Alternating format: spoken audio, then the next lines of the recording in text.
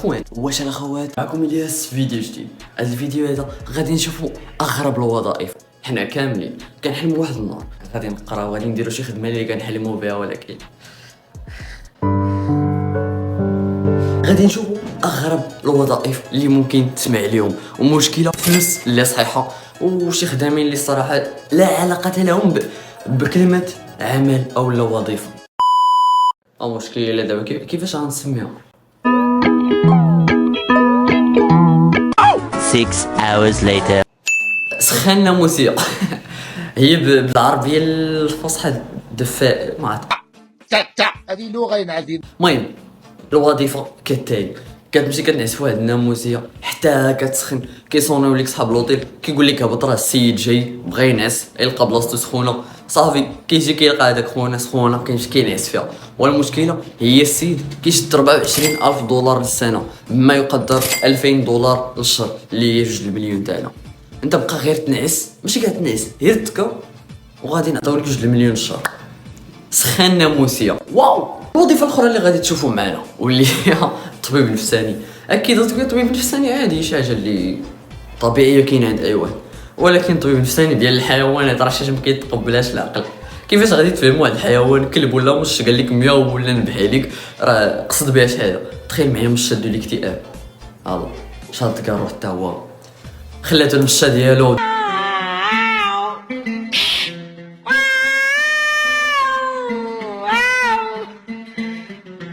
اوكي. بغيت نعرف كيفاش هادشي. المشكله معترف بهاد الخدمه، معترف بها. الناس اللي كيديو الحيوانات ديالهم عند طبيب نفساني ديال الحيوانات راه هما براسهم وسمحوا لي. الخدمه اللي من بعد واللي الصراحه شويه كتعيف متعلقه بالحيوانات، ذواق اكل الحيوانات. كتذوق الكروكيت ودوك المعلبات ديالهم وداك الشيء. واش بنين؟ واش انت عندك نفس الذوق ديال الحيوانات؟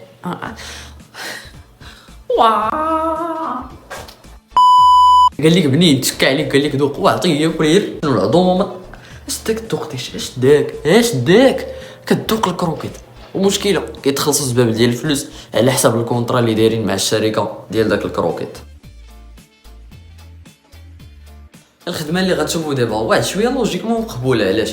كنتي عندك شي غرض غادي تقضيه تبعك السفر من موراه ولا شي حاجه، الخدمه هي تجهيز الحقائب. اي واحد كتعيط لشي شخص كيجي كيصاوب ليك الحقيبه ديالك، اي الباليزه تاعك كي قالت لك حوايج كل عباد انت كتخليه في الدار، بلا ما كتجي كتلقى الباليزه تاعك واجده كتخلصو كيمشي. ولكن الا تشفرت لك شي حاجه راه الغالب الله.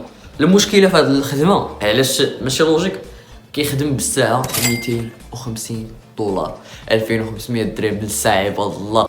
هذا قلنا شي خدمه من هاد الخدامين راه لا يمكن 2500 دولار الساعه. ومشكله ما كيجلس الساعه، ممكن يجلس 4 سوايع في الدار شاد الساعه ديالو. هذا الساعه فين هاد الخدمه؟ هاد الخدمه مشهوره في نيويورك. علاش؟ اغلبيه تاع الناس كيكونوا موظفين وكيكونوا رجال اعمال ما عندهمش الوقت تبع الطياره لبنغلاديش الزمرده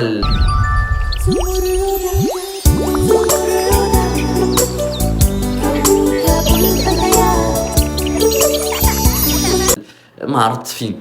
كيجي كيعيط لداك خونا كيقول لي واش لي الباليزه مع الوقت الفلانيه سير وكتسد عليه. تخلي واحد في دارك بوحدك واحد الله شحال في. المهم الخصوصيه ما كايناش، عنده الحق يقلب ليك ديك البيت كامله. مشى ليك شي حاجه انت اللي كتحمل المسؤوليه. الخدمه اللي نقول لك دابا كنتي كتاكل من الاحسن تحط داكشي اللي كتاكل حتى تسمع باش خاطرك ما تروحش ما تعيفش. هاد الخدمه هي شم الابط. اي هاد الخدمه هادي كيفاش دايره؟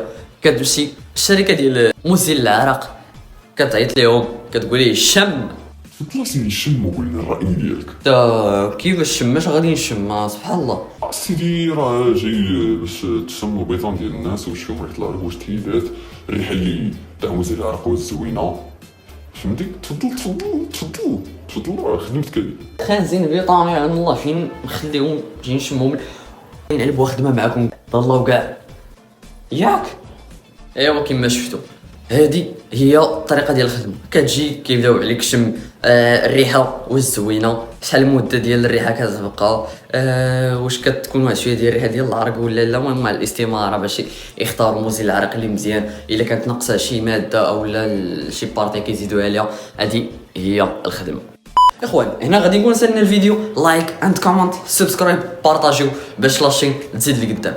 في اغرب الوظائف نديرو علاش لا، حتى حاجه مصعيبه كلشي نديرو على قبلكم، ولكن حتى نتوما حمسونا وحفزونا بديك اللايك، خصوصا يلاه بادي لاشين راه ما عندي ما يتسالكم. تهلاو.